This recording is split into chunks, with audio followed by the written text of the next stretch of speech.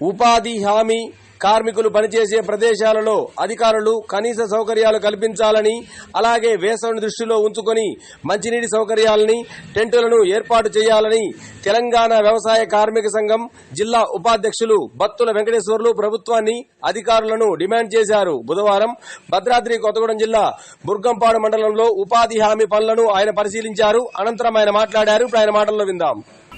అదే రకంగా పుట్టుల భారాన్ని కూడా పెంచి ఇవాళ ఉపాధి కార్మికులకి పని నుంచి దూరం చేసే పరిస్థితిగా ఇవాళ ప్రభుత్వం వ్యవహరిస్తుంది.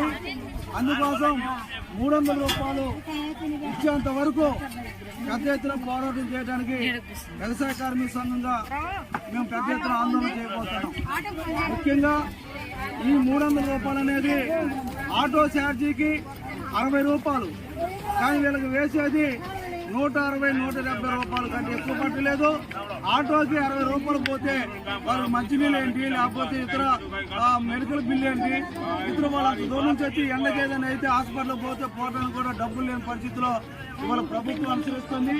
అందుకోసం దీనికి సంబంధించిన ఏదైతే ఉందో అన్ని సహకారాలు మొత్తం కూడా ప్రభుత్వం నుంచి అందించాలా.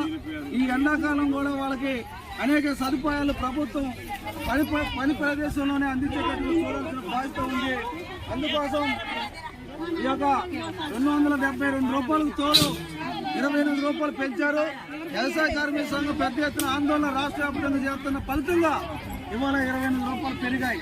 కానీ డబ్బులు పెరగడం మట్టిగా పరిమితం అవుతుంది. కానీ వాళ్ళ చేతికి వచ్చే డబ్బులు 100-150 కంటే ఎక్కువ రాలేదు. ఇది గమనించాలా.